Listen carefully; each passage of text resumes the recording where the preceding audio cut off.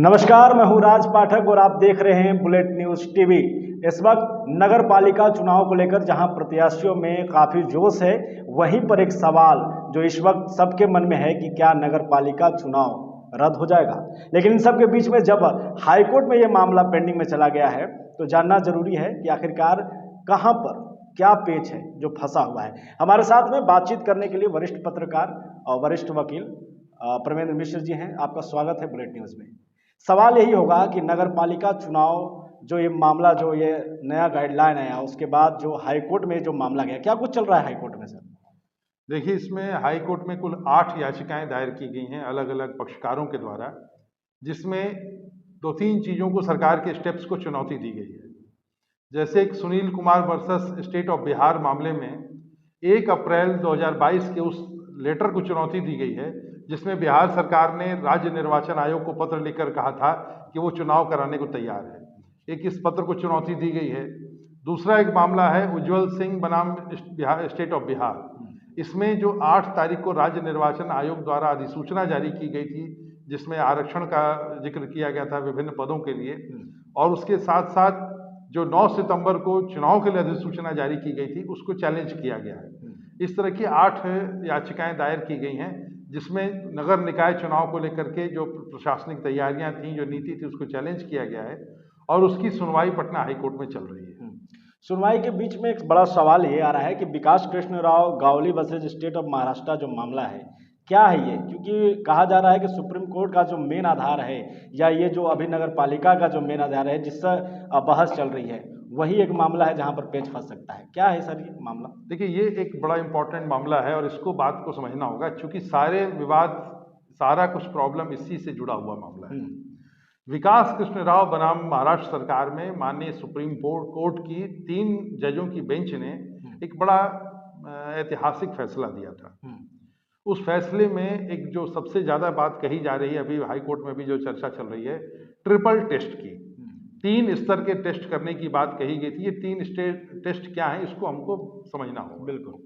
पहला जो मामला था कि साहब, सुप्रीम कोर्ट ने अपने उस आदेश में कहा है कि ये जो नौकरियों के लिए या शिक्षा में पिछड़े वर्गों के लिए जो हम आरक्षण देते हैं, ये आरक्षण, इसका उद्देश्य और इसकी प्रकृति जो लोकल बॉडीज होगी, जिसके लिए जो नगर निकाय चुनाव वगैरह होंगे, उससे बिल्कुल अलग है। तो जो आरक्षण का परिभाषा, आरक्षण की जो परिभाषा, पिछड़े वर्ग की जो परिभाषा हम देते आए थे नौकरियों के मामले में या शैक्षणिक संस्थानों में रिजर्वेशन के मामले में, उससे बिल्कुल हट करके लोकल बॉडीज के इलेक्शन में पिछड़ों की परिभाषा दी जाएगी। तो इसमें पिछड़े कौन होंगे लोकल बॉडीज के लिए? इसके लिए सुप्रीम कोर्ट ने उसी आदेश में बड़ा स्पष्ट प्रावधान किया था कि आपको एक डेडिकेटेड कमिटी बनानी होगी। डेडिकेटेड कमिटी जो होगी वो इसी उद्देश्य के लिए बनाई जाएगी कि वो ये जांच करेगी कि पिछड़े कौन हैं। यहाँ पे पिछड़ेपन का मतलब होगा कि जिनका, ऐसे समाज के ऐसे वर्ग जिनका कि नगर निकाय चुनावों में या लोकल बॉडी चुनाव में एडिक्वेट रिप्रेजेंटेशन यानी पर्याप्त प्रतिनिधित्व है या नहीं है। जिनका पर्याप्त प्रतिनिधित्व नहीं होगा, उनको पिछड़ा वर्ग माना जाएगा। तो सुप्रीम कोर्ट ने कहा है कि आपको एक डेडिकेटेड कमेटी गठित करनी होगी जो इसके बारे में एम्पिरिकल इंक्वायरी करेगी कि साहब पिछड़ा कौन है, और फिर वो रिकमेंड करेगी कि ये जातियां पिछड़ी हैं, तब आप उसको रिजर्वेशन दे सकते हैं। तो पहला टेस्ट ये था कि साहब पिछड़ा कौन है, और इसका निर्णय सिर्फ डेडिकेटेड कमेटी करेगी। आप किसी दूसरे सोर्स से कि हमने अंचलाधिकारी से रिपोर्ट ले ली है, हमने जिलाधिकारी से रिपोर्ट ले ली, ये नहीं चलेगा। एक डेडिकेटेड कमेटी होनी चाहिए जो ये जांच करके इंक्वायरी करेगी कि साहब किनका एडिक्वेट रिप्रेजेंटेशन नहीं है, वो अपनी रिपोर्ट देगी। इसके साथ साथ वो ये भी रिकमेंड करेगी कि इन वर्गों को कितना आरक्षण चाहिए। ये आपका जो दूसरा टेस्ट वो ये है। तीसरा टेस्ट जो ट्रिपल टेस्ट कहा जा रहा है, उसमें तीसरा टेस्ट ये है कि ये जो नया आरक्षण मिलेगा, ये सभी मिलाकर के 50% से टोटल सीटों से ज्यादा नहीं होना चाहिए था।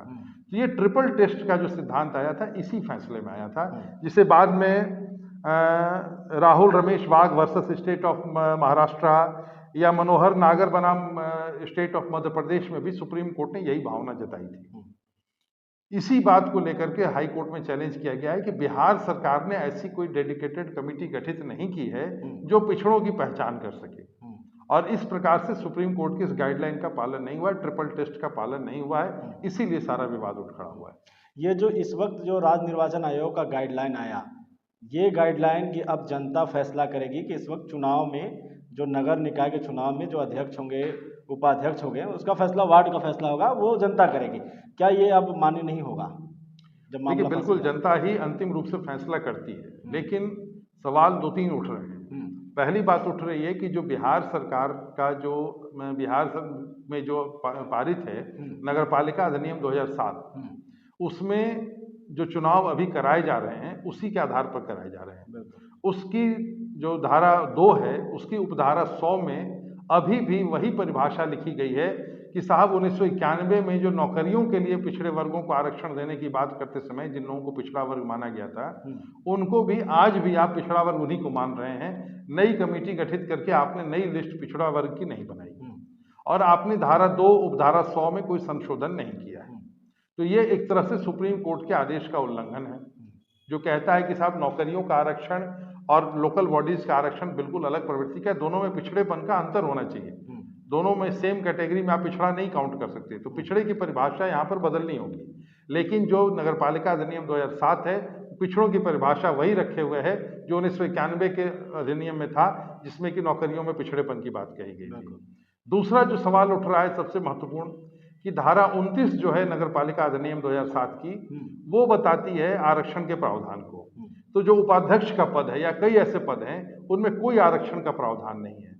तो सवाल उठ रहा है कि क्या राज्य निर्वाचन आयोग अपने एक नोटिफिकेशन से विधानमंडल द्वारा पारित कानून को सुपरसीड कर सकता है या नहीं कर सकता है। वैसे तो लोग चुनेंगे ही, जनता ही जनता प्रतिनिधि चुनती है, तो निर्वाचन आयोग ने नोटिफिकेशन जरूर जारी कर दिया है। लेकिन जो सुप्रीम कोर्ट का फैसला है, जो मैं Gawli versus state of Maharashtra की बात कर रहा हूँ, उसी के पारा 18 और 19 को अगर आप पढ़ें तो तय है कि सुप्रीम कोर्ट ने स्पष्ट कहा है कि अगर कोई इस तरह का नोटिफिकेशन जारी होता है जो विधि के सिद्धांतों के विपरीत हो, या ऐसा कोई प्रक्रिया, चुनावी प्रक्रिया शुरू कर दी जाती है उस नोटिफिकेशन के आधार पर, वो बहुत ज्यादा मतलब उसका कोई मतलब नहीं है, अर्थहीन हो सकती है। तो इससे कोई बाध्यता नहीं है कि निर्वाचन आयोग ने अगर नोटिफिकेशन जारी कर दिया तो उसको अब पालन करना ही है, चुनाव होकर रहेंगे, ऐसी कोई बात नहीं।